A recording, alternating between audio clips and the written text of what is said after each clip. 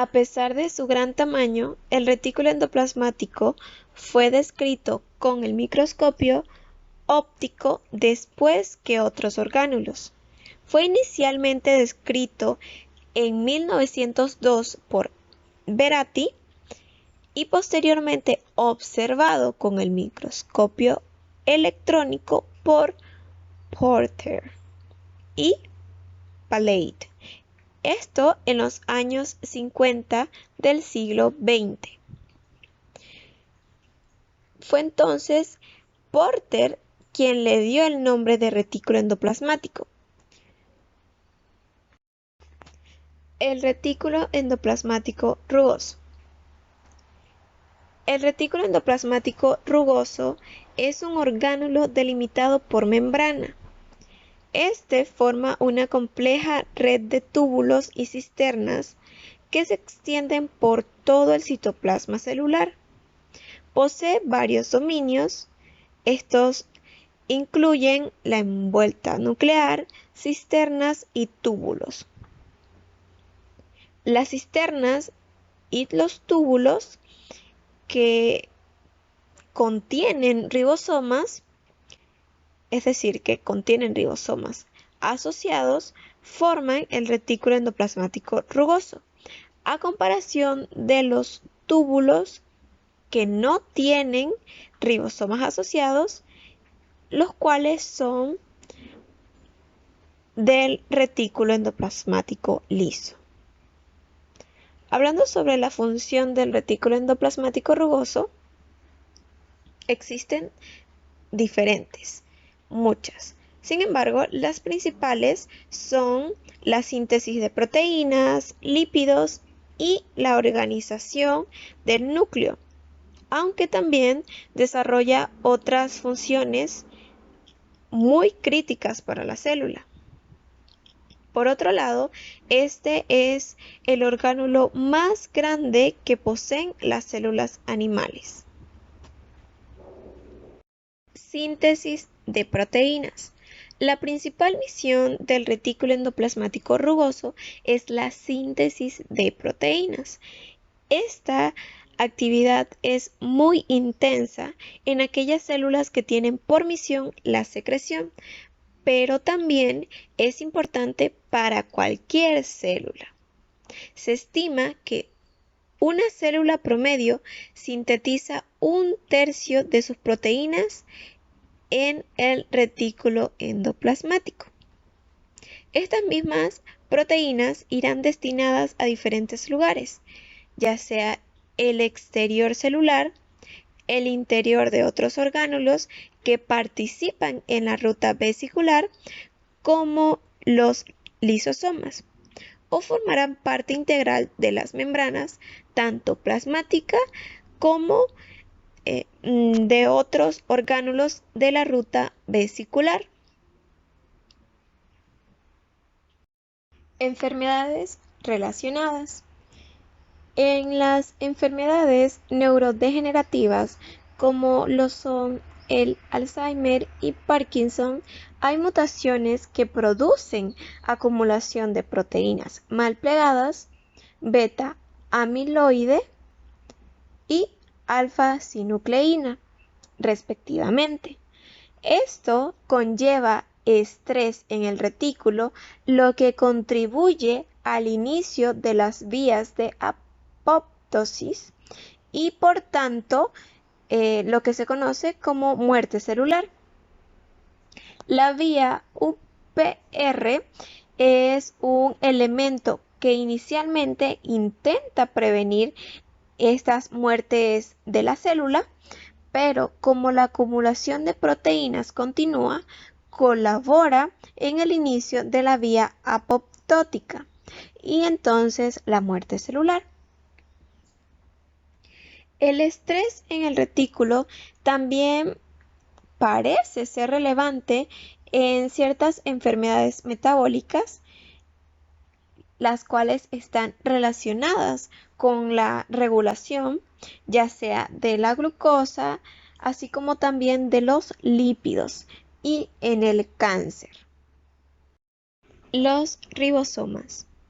Los ribosomas son complejos macromoleculares formados por proteína y ARNR, es decir, ARN ribosómico o ribosomal. El mismo no tiene membrana.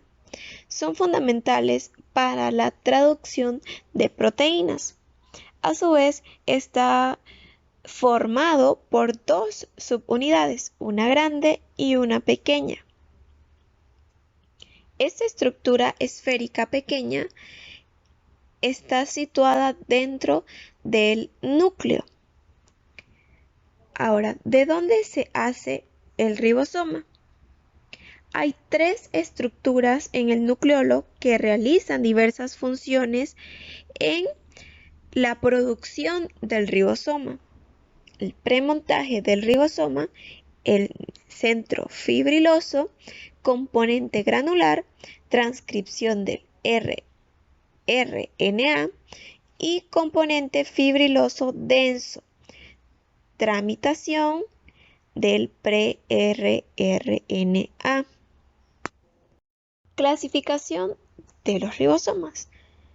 Una vez dentro de la célula, los ribosomas se clasifican como libremente o membrana salto. Los ribosomas libres se encuentran en las proteínas del citoplasma y de la producción para el uso dentro de la célula.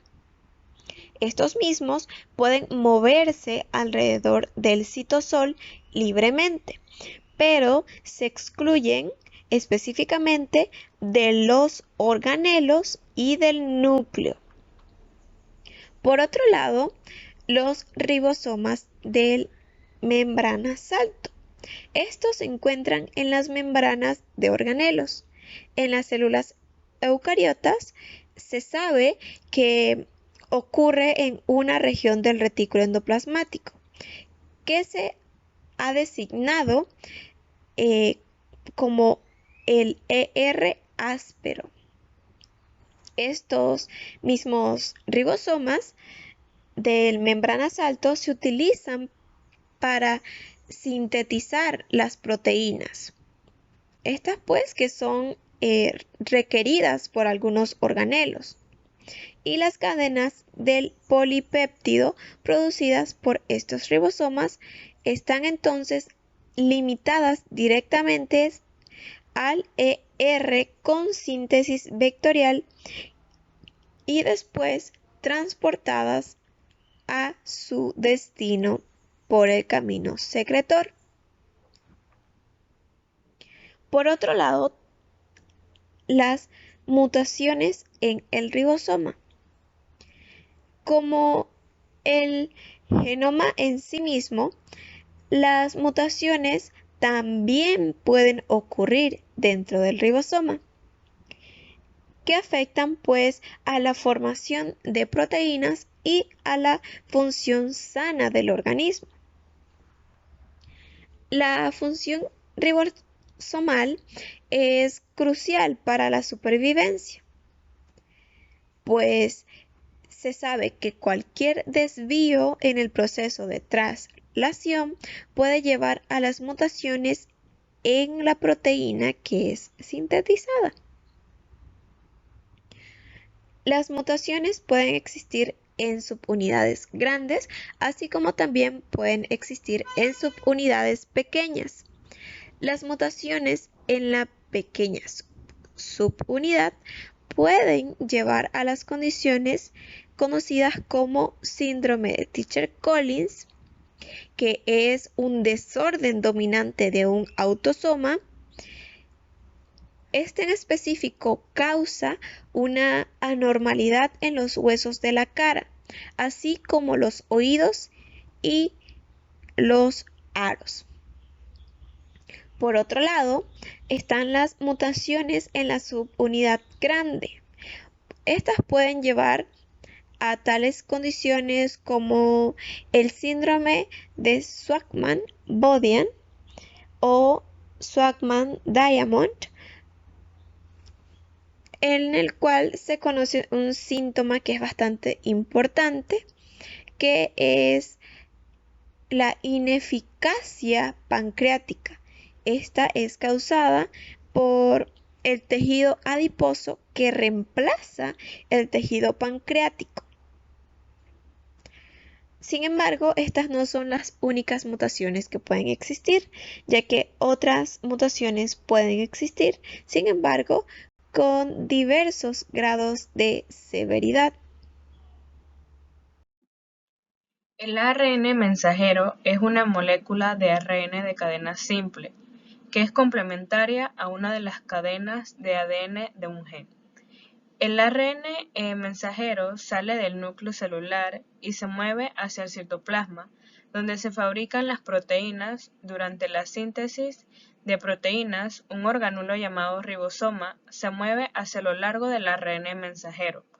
Luego lee su secuencia de bases y también utiliza el código genético de traducir cada triplete de 3 bases o codón en su aminoácido correspondiente.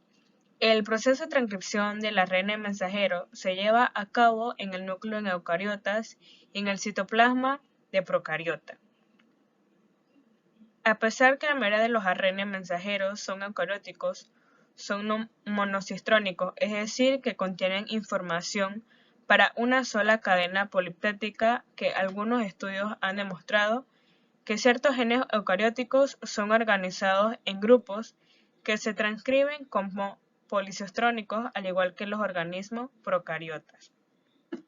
El procesamiento en las células eucariotas, el proceso inicia con una edición de 5' de la estructura, denominada caperuza o casquete, o cap en inglés, que es un nucleótido modificado de guanina, que esta caperuza es necesaria para el proceso normal de la traducción del ARN y también para mantener su estabilidad.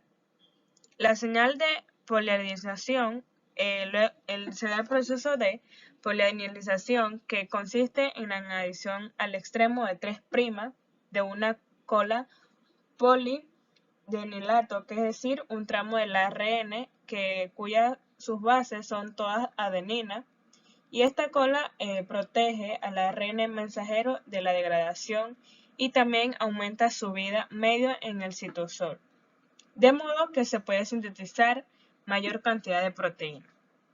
En el señal de empalme, en la mayoría de los casos del ARN mensajero, ellos sufren la eliminación de secuencias internas no codificantes llamadas intrones, que esto no ocurre en las células procariontas, sino que éstas no poseen intrones en su ADN. En el proceso final del ARN mensajero, el ARN mensajero ya está maduro, es trasladado al citosol de la célula. En el caso de los organismos eucariontes, son a través de poros de la envoltura nuclear.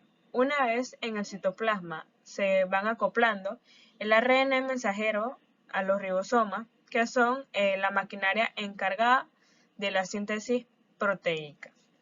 El procesamiento en las células procariontas, el proceso de transcripción y el de traducción se realiza de una manera similar que en las células eucariontas. La diferencia fundamental es que en las procariotas, el ARN mensajero no pasa por un proceso de maduración y por lo tanto no se le añade el caperuza o cap, ni cola, ni se le quitan intrones. Además, también no tienen que salir del núcleo, como en los eucariotas, porque ya en las células procariotas no hay un núcleo definido.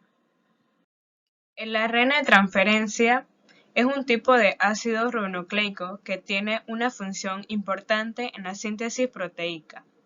Es aquel que transfiere las moléculas de aminoácidos a los ribosomas para que posteriormente, ordenados a lo largo de la molécula del ARN mensajero, estos aminoácidos se vayan uniendo por medio de enlaces peptídicos para formar proteínas durante el proceso de síntesis de proteínas.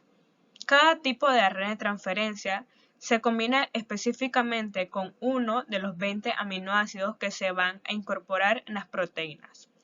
Por ejemplo, el ARN de transferencia de leucina suministra la leucina al ribosoma y cuando se queda sin él, se separa de él y va a buscar otra leucina.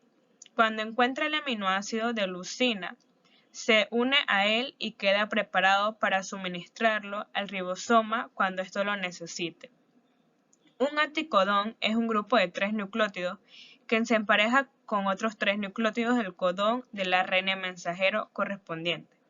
El anticodón está ubicado en el extremo del bucle de una molécula de ARN de transferencia.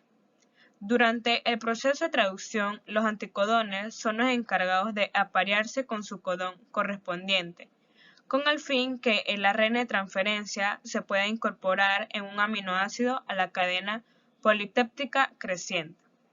El anticodón es una secuencia de 3 bases no apareadas o triplete, que se va a determinar en el aminoácido al que se puede unir el ARN de transferencia. Varios anticodones pueden unir el mismo aminoácido, por esto se dice que el código está degenerado. Los anticodones similares normalmente es la tercera base a la que pueda cambiar y se unirán a un codón, un triplete de bases del ARN mensajero. Errores en la codificación. A menudo ocurren muchos errores en la codificación del ADN. Sin embargo, en la mayoría de los casos no causan ni cáncer ni siquiera mutaciones. Esto debido a que las células los detecta y los repara por medio de mecanismos de corrección y reparación del ADN o por medio de procesos. Cuando hablamos de procesos, tenemos lo que es, en primer lugar, la revisión. Este proceso es por el cual, durante la replicación del ADN, la célula del ADN polimerasa puede revisar el trabajo, con cada base que se añade. Cuando la célula detecta el nucleótido incorrecto, lo quita y lo reemplaza enseguida antes de continuar. Aún así, muchos errores escapan de la revisión, y es aquí donde la reparación del mal apareamiento sucede justo después de que el ADN está hecho. Su función es eliminar y reemplazar las bases mal apareadas. En la reparación, se da cuando un grupo de proteínas reconoce y se une a la base mal apareada. Luego un segundo grupo de proteínas corta el ADN cerca de la pareja errónea y otras enzimas corta el nucleótido incorrecto justo con un segmento de ADN circundante. Entonces, un ADN polimerasa reemplaza la sección faltante con los nucleótidos correctos y una enzima llamada ADN ligasa que sella el espacio.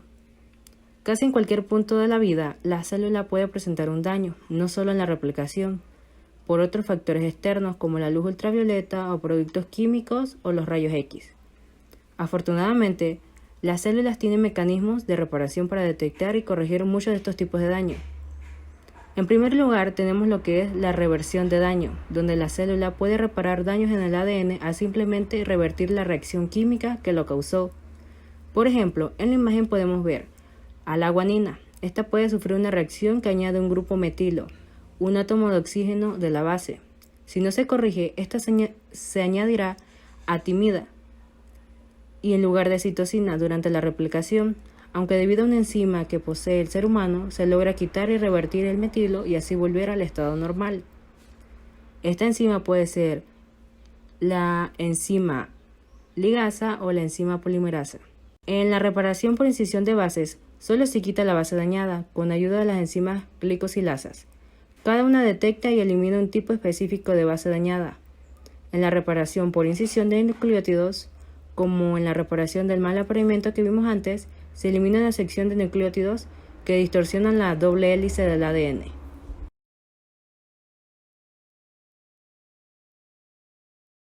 Por último, en la unión de extremos no homólogos, los dos extremos rotos de un cromosoma simplemente se vuelven a pegar. Este mecanismo de reparación es desordenado y por lo general resulta en la pérdida o a veces adición de unos cuantos nucleótidos en el sitio de corte. Por otro lado, en la recombinación homóloga se utiliza la información del cromosoma homólogo que coincide con la del dañado para reparar la fragmentación. Una de las enfermedades ligadas a errores en la codificación es la xerodermia pigmentosa. Son extremadamente sensibles a la luz ultravioleta de las personas. Este padecimiento lo causa mutaciones que afectan a la vía de reparación por incisión de nucleótidos. Cuando la vía no funciona, los dímeros de timida y otras formas de daños por la luz ultravioleta no pueden repararse. Las personas con xerodermia pigmentosa desarrollan quemaduras graves con solo unos pocos minutos en el sol y cerca de la mitad desarrolla cáncer de la piel a la edad de 10 años a menos que eviten el sol.